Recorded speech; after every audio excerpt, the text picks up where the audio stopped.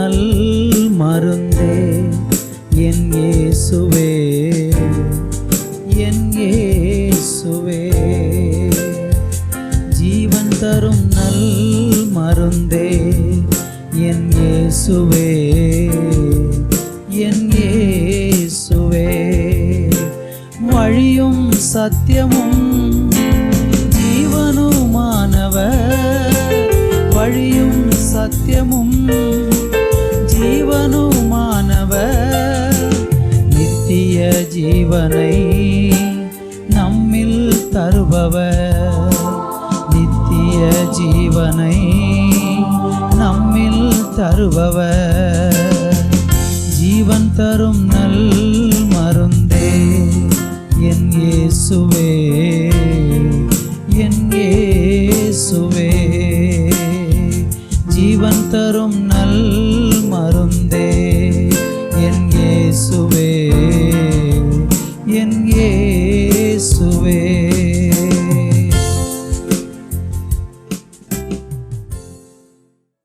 Thoothukudi revival Christian assembly ministries வழங்கும் ஜீவன் தரும் நல்மருந்து என்ற இந்நிகழ்ச்சிக்கு உங்களை அன்புடன் வரவேற்கிறோம். இன்றைய நிகழ்ச்சி உங்களுக்கும் உங்கள் குடும்பத்திற்கும் ஆசீர்வாதமாக இருக்கும் என்று நாங்கள் நம்புகிறோம். இப்பொழுதும் நமது ஊழியர் கே. சந்தோஷ் அவர்கள் வழங்கும் தேவ செய்தி இதோ உங்களுக்காக. கிறிஸ்துவுக்குள் அன்பான தேவனுடைய பிள்ளைகளே, கர்த்தராகிய இயேசு கிறிஸ்துவின் நாமத்தினாலே ஜீவன் தரும் நல்மருந்து என்கிற இந்த விசேஷித்த நிகழ்ச்சியிலே உங்களை சந்திப்பதிலே நான் மிகவும் மகிழ்ச்சி அடைகிறேன். இந்த அருமையான நாளிலே நம்ம ஆண்டவருடைய வார்த்தை தியானிக்க போகிறோம். ஜெபத்தோடு கூட இந்த நிகழ்ச்சியை நீங்கள் பாருங்கள். தொலைக்காட்சியிலே பார்க்கிற நீங்கள் உங்களுடைய நண்பர்களுக்கு இந்த நிகழ்ச்சியை குறித்து அறிமுகம் செய்ய அன்போடு கேட்டுக்கொள்கிறேன். மாத்திரமல்ல, யூடியூப் சேனல் வழியாக பார்க்கிறவர்கள் முதலாக இந்த நிகழ்ச்சியை நீங்கள் பார்ப்பீர்கள் என்றால் நீங்கள் நம்முடைய சேனலை சப்ஸ்கிரைப் செய்து தொடர்ந்து நீங்கள் இந்த நிகழ்ச்சிகளை பார்ப்பதற்கு உற்சாகப்படுங்கள். கர்த்தர் உங்களை ஆசீர்வதிப்பாராக. இன்றைக்கு நம்ம தியானிக்க போகிற ஆண்டவருடைய வார்த்தை என்னவென்றால், கடன் இல்லாமல் வாழ்வது எப்படி என்பதை குறித்து இன்றைக்கு நம்ம கற்றுக்கொள்ளப் போகிறோம்.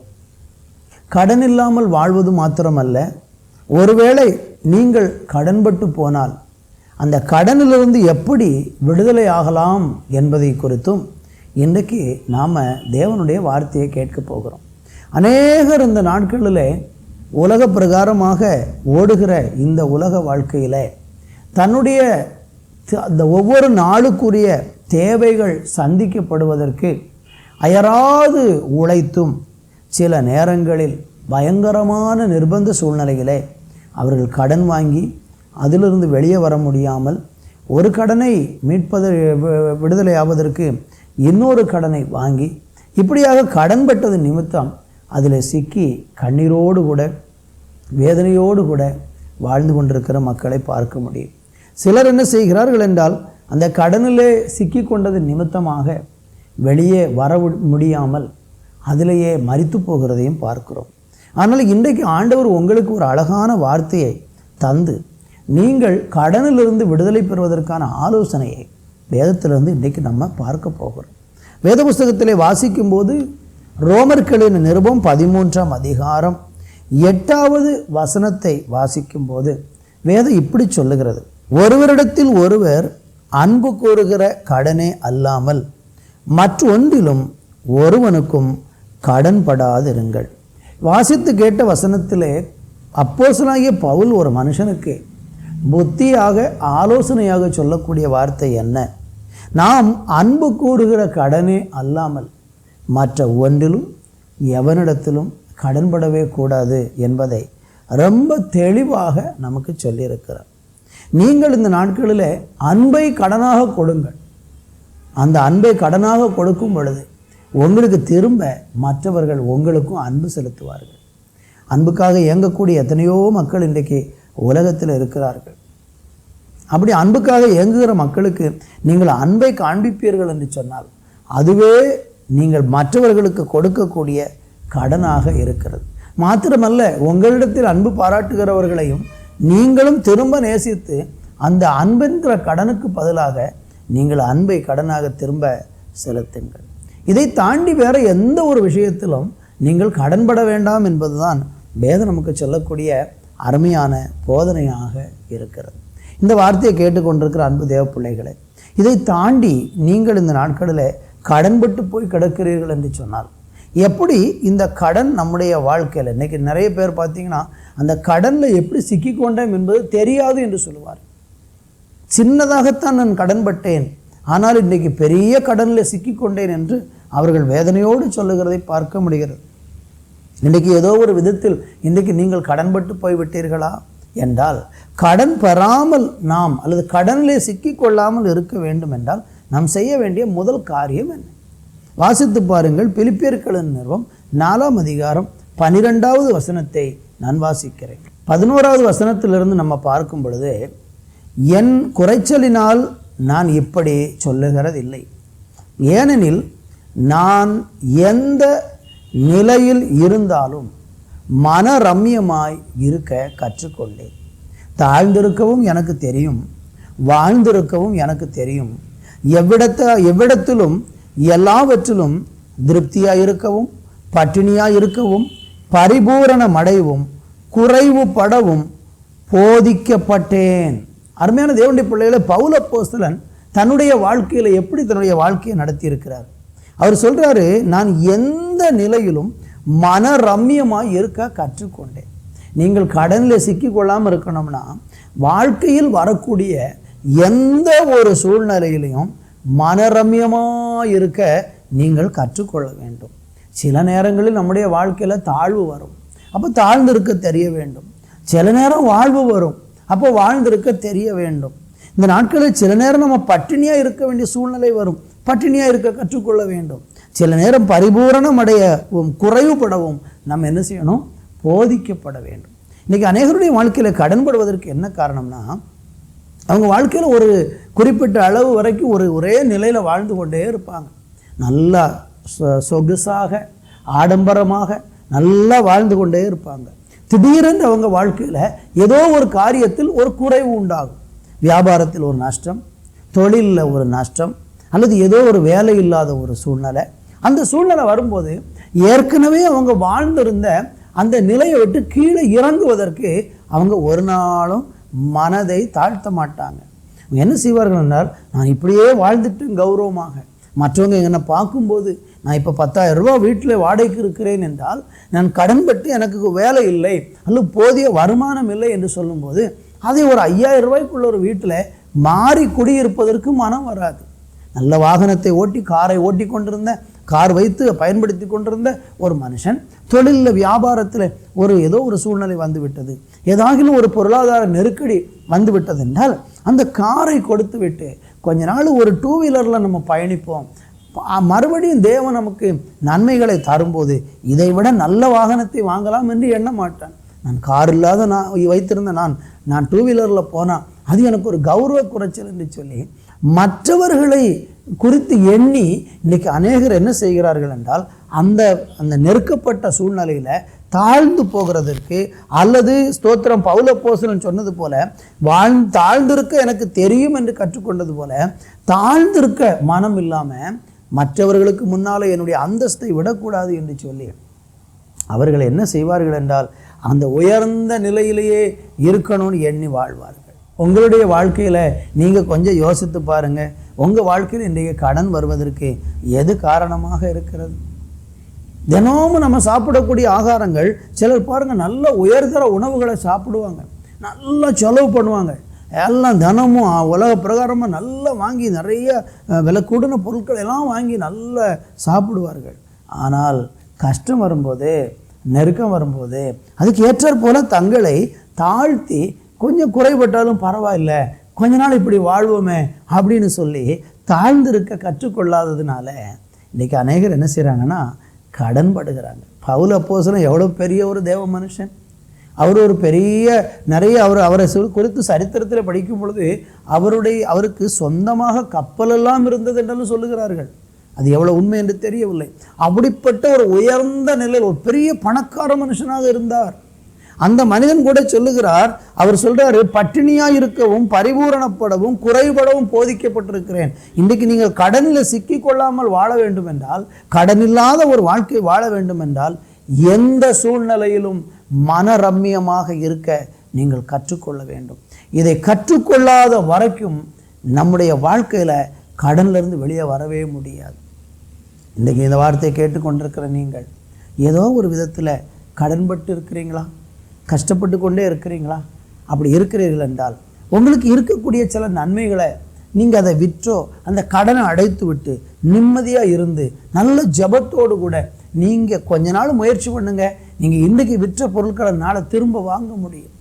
இன்றைக்கி நீங்கள் இழந்ததை நீங்கள் திரும்ப மறுபடியும் பெற்றுக்கொள்ளுகிற சூழ்நிலையை கர்த்தர் உங்களுக்கு உண்டாக்குவார். அப்படி நம்ம தாழ்ந்திருக்க நம்ம கற்றுக்கொண்டோம் என்று சொன்னால் நிச்சயமாக இப்படிப்பட்ட கடன் பிரச்சனையிலிருந்து நம்ம விடுதலை ஆக முடியும். கர்த்தருக்கு மகிமை உண்டாகட்டும். இன்னும் நீங்கள் 1 தீமோத்தேயு 6ஆம் அதிகாரத்தில் 6வது வசனத்தை வாசிக்கும்போது அங்கே ஒரு அழகான வார்த்தையை நான் வாசிக்கிறேன், கவனியுங்கள். போதும் என்கிற மனதுடனே கூடிய தேவ பக்தியே மிகுந்த ஆதாயம்.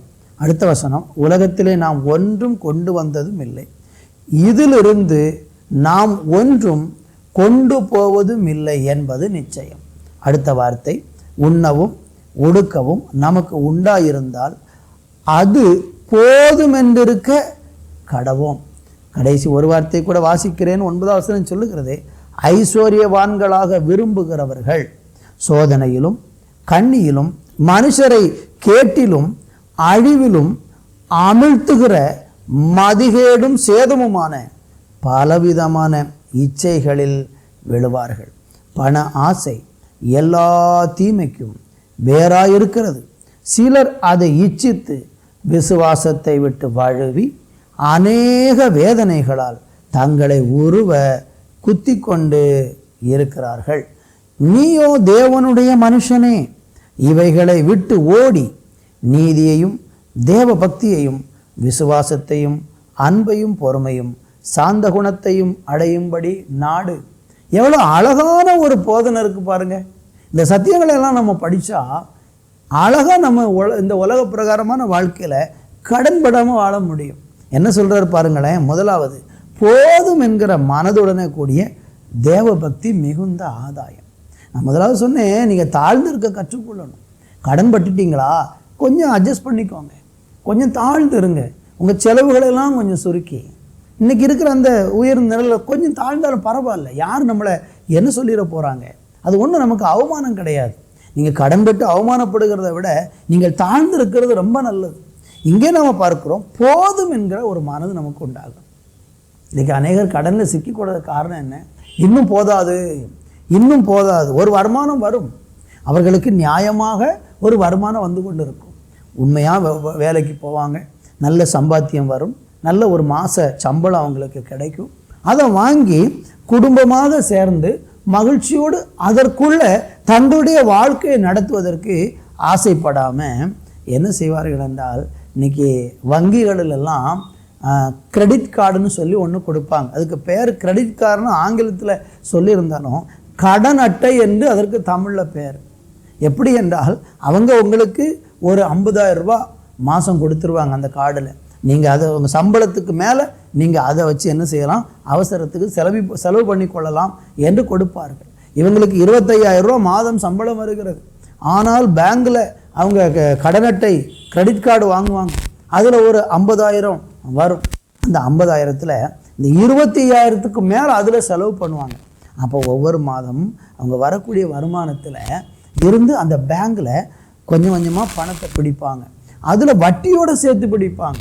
இப்படித்தான் நிறைய பேர் கணக்காரர் ஆகிறார்கள். நான் சொல்லுகிறேன், உங்களுக்கு 25,000 ரூபா ஒரு மாதம் வருமானம் வரும் என்றால் அந்த 25,000த்திற்குள்ளே 20,000த்துக்குள்ளேயே உங்கள் வாழ்க்கையை வாழ்வதற்கு நீங்கள் கற்றுக்கொள்ள வேண்டும். அதற்காக திட்டமிட வேண்டும். ஒரு மாதம் நான் 20,000 தான் செலவிட போகிறேன். இந்த 20,000த்தை மாத்திரம் நாம் செலவழித்து 5,000 ரூபாய் நான் மீதி எடுக்க போகிறேன் என்று சொல்லி அதற்கு ஏற்றாற்போல ஒரு வீட்டில் அதற்கு ஏற்றாற்போல் ஒரு வாகனத்தை, அதற்கு ஏற்றாற்போல் வீட்டு வசதி பொருட்களை வாங்கி நீங்கள் அப்படி வாழ்ந்து பாருங்கள். போதும் என்கிற மனதுடனே கூடிய தெய்வ பக்தி மிகுந்த ஆதாயம். இன்னைக்கு மக்களுக்கு போதும் என்கிற மனம் வரமாட்டேங்குது. எது இருக்கோ இல்லையோ, வருமானம் வருதோ இல்லையோ, கடன் வாங்குவது, கார் வாங்குவது, மற்ற வாகனங்களை வாங்குவது எல்லாம் கடனில் வாங்கி கடைசியில் கட்ட முடியாமல் கடனுக்கு கடனாகி இப்படி சிக்கி கொள்ளுகிறார்கள். காரணம் என்ன தெரியுமா? போதும் என்கிற மனதில்லை. இன்னைக்கு நம்ம திருப்திப்படணும். கர்த்தர் நமக்கு கொடுத்திருக்கிறாரா? அது போதும். உங்களுக்கு ஒரு வருமானம் வருகிறதா? அது போதும். அந்த வருமானத்துக்குள்ளே நீங்கள் வாழ பழகுவீர்கள் என்று சொன்னால் நிச்சயமாக நீங்கள் கடன்பட மாட்டீர்கள். போதுமென்கிற மனதுடனே கூடிய தெய்வ பக்தி மிகுந்த ஆதாயமாக இருக்கிறது. அடுத்து சொல்லுகிறாரு, உலகத்தில் நம்ம ஒன்றும் கொண்டு வரவில்லை. உலகத்திலிருந்து ஒன்றும் அதான உண்மை. நம்ம எதை கொண்டு போகிறோம்? ஒன்றும் கொண்டு போகிறது இல்லை. சம்பாதிக்கிறதுல கொண்டு போக முடியுமா? இல்லை. அடுத்து சொல்றாரு, உண்ணவும் உடுக்கவும் நமக்கு உண்டாயிருந்தால் அது போதும் என்று இருக்க கடவும். நல்ல ஆகாரத்தை கர்த்தர் கொடுத்திருக்கிறாரா? உடுத்து வைக்கிறாரா? தங்குவதற்கு ஒரு வீட்டை கொடுத்திருக்கிறாரா? அதில் திருப்தி படுங்கள். நமக்கு இருக்கிற நிலையில் வாழ்ந்து நீங்கள் பழகும் பொழுது அது உங்களுக்கு ஆசீர்வாதமாக இருக்கும். ஐஸ்வர்யவான்களாக விரும்புகிறவர்கள் என்ன செய்வார்களாம்? சோதனையிலும் கண்ணியிலும் அகப்படுகிறார்கள். சிலருக்கு வருகிற வருமானம் போதாது, இன்னும் அதிகமான வருமானம் வேண்டும் என்று சொல்லி பணக்காரனாக வேண்டும், ஐஸ்வர்யவானாக வேண்டும் என்று சொல்லி மற்றவர்களுக்கு முன்பாக தங்களை பெருமை பாராட்டிக் கொள்வதற்காக மற்றவர்களுக்கு முன்பாக மற்றவர்களை பார்த்துவிட்டு அவர்களைப் போல நானும் இருக்க வேண்டும், என்னுடைய சகோதரனைப் போல நான் இருக்க வேண்டும், என்னுடைய பக்கத்து வீட்டில் உள்ளவங்க கார் வாங்கி விட்டார்கள், நானும் கார் வாங்காவிட்டால் என்ன நினைப்பார்கள் என்று சொல்லி இப்படி ஐஸ்வர்யவான்களாக விரும்புகிறதுனால நிறைய பேர் சோதனையிலையும் கண்ணியிலையும் சிக்கிக் கொள்ளுகிறார்கள். உங்கள் வாழ்க்கையில் நீங்கள் இன்றைக்கி இப்படிப்பட்ட ஏதாவது சிக்கலில் மாட்டி இருக்கிறீங்களா? இன்றைக்கி பாருங்கள், நம்ம எல்லாருமே செல்ஃபோன் பயன்படுத்துகிறோம். அதில் பார்த்தீங்கன்னா ஆன்லைன் ரம்மின்னு சொல்லி ஒரு விளையாட்டு வரும். அந்த விளையாட்டை உடனே நீங்கள் டவுன்லோட் பண்ணுங்கள், விளையாடுங்க, கார் வெல்லுங்கள், கோடிக்கணக்கான சொத்து பணத்தை வெல்லுங்கள்லாம் சொல்லி விளம்பரம் பண்ணி ஆட்களை ஏமாற்றி அதில் போய் விளையாண்டு லட்சக்கணக்கு பணங்களை இழந்த மக்கள் உண்டு. இன்னும் பல காரியங்கள் குறுக்கு வழியில் தவறான வழியில் பணங்களை இழந்து போகிறவர்கள் உண்டு. நீங்கள் ஐஸ்வர்யவானாக வேண்டும் என்று விரும்ப வேண்டாம். தேவன் உங்களை உயர்த்துவார். ஆபிரகாம் சோதேம் ராஜாவை பார்த்து சொல்லக்கூடிய ஒரு வார்த்தை ஆதியாகம புத்தகத்தில் இருக்கிறது. அவர் சொல்லுகிறார், ஆபிரகாமை சோதேம் ராஜா ஐஸ்வர்யவான் ஆக்கினான் என்று சொல்லாதபடிக்கு உம்முடைய சிரட்டை போலும் ஒன்று கூட எனக்கு தேவையில்லை என்று சொல்லி தேவனை உயர்த்துகிறான். நம்மளை உயர்த்துகிறதும் ஆசீர்வதிக்கிறதும் கர்த்தர். எனவே நீங்கள் கர்த்தரை நம்பியிருங்கள். ஏற்ற சமயம் வரும்போது ஆண்டவர் உங்களை உயர்த்துவார். பண ஆசை எல்லா தீமைக்கும் வேறாயிருக்கிறது என்று சொல்லப்பட்டிருக்கிறது. பண ஆசை பாவம் என்று வேதம் சொல்லுகிறது. பணம் தேவைதான், பணம் சம்பாதிக்க வேண்டியதும் அவசியம்தான். ஆனால் பண ஆசை அது எல்லா தீமைக்கும் வேர். அது நம்மளை பாவத்தில் கொண்டு போயிடும். சிலர் என்ன செய்கிறார்களாம் பாருங்கள், சில மனுஷரை கேட்டிலும் அழிவிலும் அமிழ்த்துகிற மதிகேடும் சேதமான பலவிதமான இச்சைகளில் விழுகிறார்கள். மாத்திரமல்ல, பண ஆசை எல்லா தேமைக்கும் வேறாக இருக்கிறது. சிலர் இச்சித்து விசுவாசத்தை விட்டு விலகி போகிறாங்க. கடன் ஆயிற்று, தவறான வழியில் போய் சம்பாதிக்க முயற்சி பண்ணினேன், வரக்கூடிய வருமானத்தை விட குறுக்கு வழியில் லஞ்சம் வாங்கி சம்பாதிக்கலான்னு நினச்சேன், அதனால் இன்றைக்கி அகப்பட்டுட்டேன் அப்படி சொல்லி இது கடவுள் என்னை கைவிட்டுட்டாருன்னு சொல்லி கர்த்தர் மேலே குறை சொல்லி இன்றைக்கி நிறைய மக்கள் விசுவாசத்தையே விட்டுட்டு போயிடுறாங்க. என்னை கவனித்து கொண்டிருக்க அன்பு சகோதர சகோதரிகளே, நீங்கள் இன்றைக்கி கடனில் கடந்து கஷ்டப்படுகிறீங்களா? கடனிலிருந்து வெளியே வர முடியவில்லையா? ஒருவேளை இப்படிப்பட்ட நம்ம பார்த்த காரியத்தின்படி நீங்கள் அதிலெல்லாம் சிக்கிக்கிட்டீங்களா? வெளியே வருகிறதுக்கு கர்த்தர் உங்களுக்கு உதவி செய்வார். அதற்கு தேவையான ஆலோசனையை நான் தொடர்ந்து உங்களுக்கு தரும்படியாக விரும்புகிறேன். எபிரேயர்களின் நிருபம் 13ஆம் அதிகாரத்திலே 5வது வசனத்தை நம்ம வாசிக்கும் போது அங்கே ஆண்டவர் சொல்லக்கூடிய இன்னொரு வார்த்தையை நான் உங்களுக்கு சொல்லுகிறேன். நீங்கள் பண ஆசை இல்லாதவர்களாய் நடந்து உங்களுக்கு இருக்கிறவைகள் போதும் என்று எண்ணுங்கள். நான் உன்னை விட்டு விலகுவதும் இல்லை, உன்னை கைவிடுவதும் இல்லை. பார்த்தீங்களா? ஆண்டவர் என்ன சொல்லியிருக்கிறாங்க, நீங்கள் பண ஆசை இல்லாதவர்களாய் நடந்து உங்களுக்கு இருக்கிறது போதும்னு நினைங்க. உங்களுக்கு கடவுள் என்ன கொடுத்துருக்கிறாரோ அது எனக்கு போதும் என்று நீங்கள் நினச்சி பாருங்கள். கடன் வராது. எனக்கு ஆண்டவர் ஒரு சைக்கிள் தான் கொடுத்துருக்கிறாரா, அது போதும். உங்களுக்கு ஒரு காரு கொடுத்துருக்கிறாரா, அது போதும். புதிய கார்கள் தினமும் புது புது கம்பெனிகள்லேருந்து கார்கள் வந்து கொண்டே இருக்கும். நீங்கள் பழைய காரு, ஒரு நல்ல காரு உங்களுக்கு பிரயோஜனமாக நீங்கள் வச்சுருக்கிறீங்க, அது உங்களுக்கு ரொம்ப கம்ஃபர்டபுளாக இருக்குது.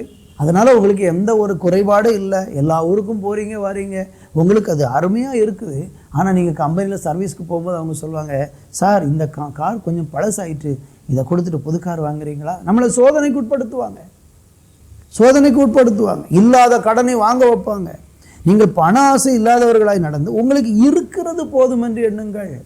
உங்களுக்கு கர்த்தர் என்ன கொடுத்துருக்கிறாரோ அதை மாத்திரம் வைத்து அனுபவிக்கணும் நீங்கள் நினைங்க. அப்படி நினைக்கும் போது கர்த்தர் என்ன சொல்கிறாரு, நான் உன்னை விட்டு விலகுவதும் இல்லை, உன்னை கைவிடுவதும் இல்லை. ஆனால் நம்ம போதும் என்கிற மனசு இருக்கிறது, போதும் என்கிறது எண்ணாமல் தேவையில்லாத பொருட்களையெல்லாம் வீணாக வாங்கி பணத்தை வீணடித்து செலவழித்து விட்டுட்டு, ஆண்டவரே என்னை கைவிட்டு விட்டீரான்னு கேட்டிங்கன்னா கர்த்தர் சொல்கிறாரு, நீங்கள் இருக்கிறவைகள் போதும் என்று எண்ணாதவங்களை கைவிடப்பட்ட நிலையில் தான் அவங்க இருப்பாங்க. யாரை ஆண்டவர் கைவிட மாட்டாராம்? இருக்கிறவைகள் போதும் என்று யார் இருக்கிறாங்களோ அவங்கள கைவிட மாட்டார். எனக்கு கர்த்தர் கொடுத்தது போதும், எனக்கு கர்த்தர் கொடுத்த இந்த வீடு போதும், எனக்கு கர்த்தர் கொடுத்த இந்த வாகனம் போதும், எனக்கு கர்த்தர் கொடுத்துருக்கிற இந்த வருமானம் போதும், இதற்குள்ளே நான் வாழ என்னை ஒப்பு கொடுக்குறேன்னு சொல்லி நீங்கள் தீர்மானம் எடுத்து ஜீவிப்பீர்கள் என்று சொன்னால் நிச்சயமாக அது உங்களுக்கு ஆசீர்வாதமாக இருக்கும். இந்த கடனில் நீங்கள் சிக்கிக்கொள்ளாமல் இருக்க வேண்டும் என்றால் நீங்கள் செய்ய வேண்டிய இன்னொரு காரியம் என்ன? மத்தேயு எழுதின சுவிசேஷம் 6ஆம் அதிகாரம் 33வது வசனத்தை படித்து பாருங்கள். அங்கு வேதம் சொல்லுகிறது, முதலாவது தேவனுடைய ராஜ்யத்தையும் அவருடைய நீதியையும் தேடுங்கள், அப்பொழுது இவைகள் எல்லாம் உங்களுக்கு கூட கொடுக்கப்படும். நீங்கள் கடன் இல்லாமல் வாழ வேண்டும் என்றால் நீங்கள் செய்ய வேண்டிய ஒரு காரியம் என்ன? முதலாவது தேவனுடைய ராஜ்யத்தையும் அவருடைய நீதியை நீங்கள் தேட வேண்டும். தேவனை தேட வேண்டும், அவருடைய ராஜ்யத்தையும் அவருடைய நீதியை நீங்கள் தேடணும். முதலாவது நீங்கள் தேவனுக்கு முதலிடம் கொடுக்காம வருமானம், வேலை வேலை வேலை என்று ஓடிக்கொண்டே இருந்தீர்கள் என்றால் நீங்கள் எங்கேயாகிலும் ஒரு இடத்துல போய் சிக்கிக்கொள்வீங்க. நிறைய பேர் இன்றைக்கு கர்த்தருக்கு முதலிடம் கொடுக்கறது இல்லை. ஆராதனைக்கு முதலிடம் இல்லை, சபைக்கு போகிறதுக்கு முதலிடம் இல்லை, ஜெபம் பண்ணுவதற்கு நேரம் இல்லை, வேதம் வாசிக்கிறதுக்கு நேரம் இல்லை, வேலை வேலை வேலை வேலை. இந்த பணத்தை சம்பாதிக்கிறதுக்கு பின்னாலே ஓடிக்கொண்டு அவர்களுக்கு பணம் தான் தெய்வமாக தெரிகிறது. அநேகர் பாருங்கள், கிறிஸ்தவர்கள் என்று பெயர் சொல்லி கொண்டும் ஞாயிற்றுக்கிழமை ஆலயத்திற்கு போகாமல் வியாபாரம் தொழில் என்று ஓடிக்கொண்டு இருப்பார்கள். அவங்க சொல்லுவாங்க, நான் உழைத்து சம்பாதித்து கொண்டு இருக்கிறேன், என்னுடைய மனைவி எனக்காக ஜெபிக்கிறாள், என் பிள்ளைகள் எனக்காக ஜெபிக்கிறாங்க, என் குடும்பத்தார் எனக்காக ஜெபிக்கிறாங்க, அது எனக்கு போதும் என்று சிலர் நினைக்கிறாங்க. இந்த வார்த்தையை கேட்டுக்கொண்டிருக்கிற அன்பு தேவனுடைய பிள்ளைகளே, உங்களுடைய வாழ்க்கையில் நீங்கள் யோசித்து பாருங்கள். நீங்கள் தேவனுக்கு முதலிடம் கொடுக்குறீங்களா? நீங்கள் தேவனுக்கு முக்கியத்துவம் கொடுக்குறீங்களா? தேவனுடைய ராஜ்யத்தையும் நீதியையும் தேடுங்கள், அப்பொழுது இவைகள் எல்லாம் உங்களுக்கு கொடுக்கப்படும் என்று ஆண்டவராகிய கர்த்தர் வாக்கு பண்ணுறார். பிலிப்பியர்களின் நிருபம் 4ஆம் அதிகாரம் 19வது வசனத்தை நான் வாசிக்கிறேன், கவனமாய் கேளுங்கள். என் தேவன் தம்முடைய ஐஸ்வர்யத்தின்படி உங்கள் குறைகளை எல்லாம் கிறிஸ்து இயேசுவுக்குள் மகிமையிலே நிறைவாக்குவார். அருமையான தேவனுடைய பிள்ளைகளை, நீங்கள் கடன்பட்டு இந்த நாட்களில் கடனிலிருந்து வெளியே வர முடியாமல் நீங்கள் சிக்கி தவித்து கொண்டு இருக்கிறீர்கள் என்றால் தேவனுடைய ராஜ்யத்தையும் அவருடைய நீதியையும் நீங்கள் முதலாவது தேட வேண்டும். அப்படி நீங்கள் தேவனுடைய ராஜ்யத்தையும் அவருடைய நீதியையும் நீங்கள் தேடும்போது ஆண்டவர் சொல்லுகிறார், உங்கள் குறைகளை எல்லாம் கிறிஸ்து இயேசுவுக்குள் தேவன் சம்பூரணமாக நிறைவாக்குவார். கர்த்தருக்கு மகிமை. ஒருவேளை நீங்கள் கடன் பட்டுட்டீங்க, தெரியாமல், ஞானம் இல்லாமல், நீங்கள் உங்களுக்கு தாழ்ந்திருக்க தெரியாமல், போதும் என்கிற மனம் உங்களுக்கு இல்லாததுனால ஐஸ்வர்யவான் ஆகணும்னு ஆசைப்பட்டு இன்றைக்கி கடன் பட்டுட்டிங்கன்னா, நான் சிக்கிக்கொண்டேன், என்னால் வெளியே வர முடியலை அப்படின்னு இன்றைக்கி இருக்கிறீங்கன்னா, நீங்கள் இன்றைக்கி ஒன்று செய்யணும்.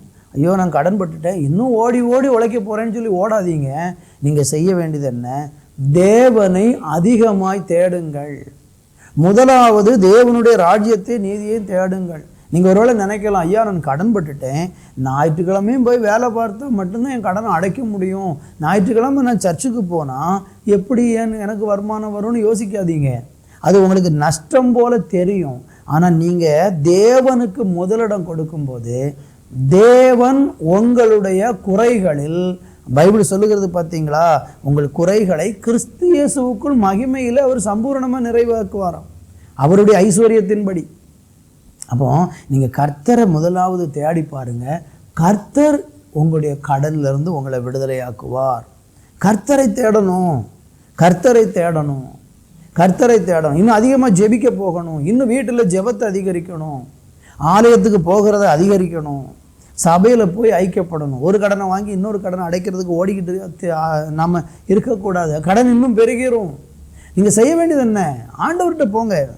இவ்வளோ நாள் ஆலயத்துக்கு போகாததற்கு மன்னிப்பு கேளுங்க, ஜெபிக்காமல் இருந்ததற்கு மன்னிப்பு கேளுங்க, நீங்கள் ஊழியத்தில் உதவி செய்யாமல் இருந்ததுக்கு மன்னிப்பு கேளுங்க. இந்த கடன்பட்ட காலத்தில் நீங்கள் கர்த்தருக்கு காணிக்க கொடுத்துருக்க மாட்டீங்க.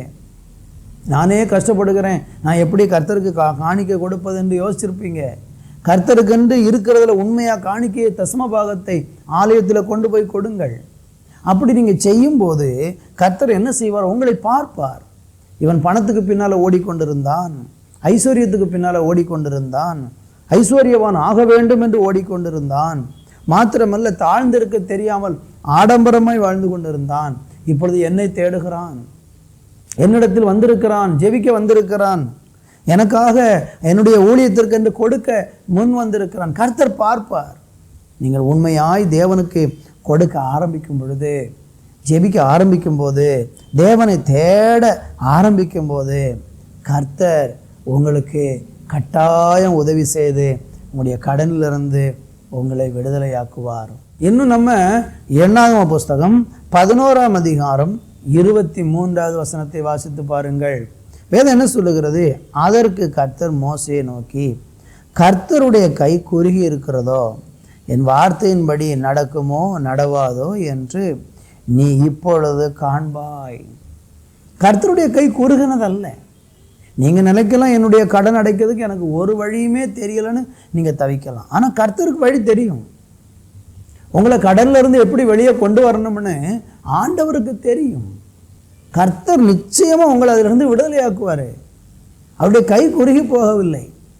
அவரை நோக்கி நீங்கள் கூப்பிட்டா, அவரிடத்தில் நீங்கள் திரும்பினால், அவர் பக்கமாய் வந்தால், உங்களுடைய பாவ வழியில் நீங்கள் நடந்து கொண்டிருக்கீங்க, பாவத்தை விட்டு இன்னைக்கு மனம் திரும்பினால், நீங்கள் உங்களுடைய பணத்தை வீணான வழிகளில் போய் அசுத்தமான வழிகளில் செலவழித்திருப்பீர்கள், இன்றைக்கி நீங்கள் மனம் திரும்பினால் ஆண்டவர் உங்களை இந்த கடல்ல இருந்து நிச்சயமாக விடுதலையாக்குவார். நான் உங்களுக்காக ஜெபிக்க போகிறேன். கடலில் கண்ணீர் விட்டு கொண்டு இருக்கிறீங்களா? அழுது புலம்பிக் கொண்டிருக்கிறீங்களா? துக்கத்தில் வாழ்ந்து கொண்டிருக்கிறீங்களா? தற்கொலை பண்ணலான்னு யோசித்து கொண்டிருக்கிறீங்களா? கடைக்காரன் வந்து நெருக்கிறான், என்ன செய்வதுன்னு கலந்துறீங்களா?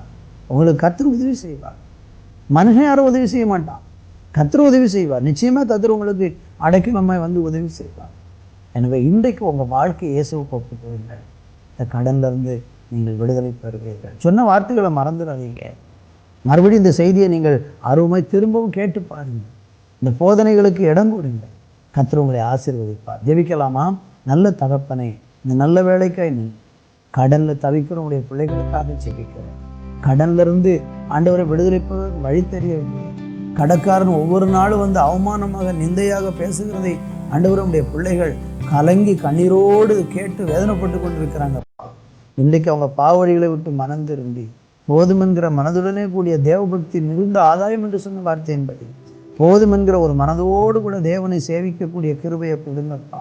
வாழ்ந்திருக்கவும் தாழ்ந்திருக்கவும் எனக்கு தெரியும் என்று சொன்னது போல அதுக்கெல்லாம் பிள்ளைகள் கற்றுக்கொள்வதற்கு நீங்கள் கிருபை செய்ய வேண்டும் என்று சொல்லிக்கிறேன். எல்லா நன்மையினாலும் கிருபையினாலும் உங்கள் பிள்ளைகளை அலங்கரித்து ஆசீர்வதித்து மேன்மைப்படுத்தி உயர்த்துகிறார்.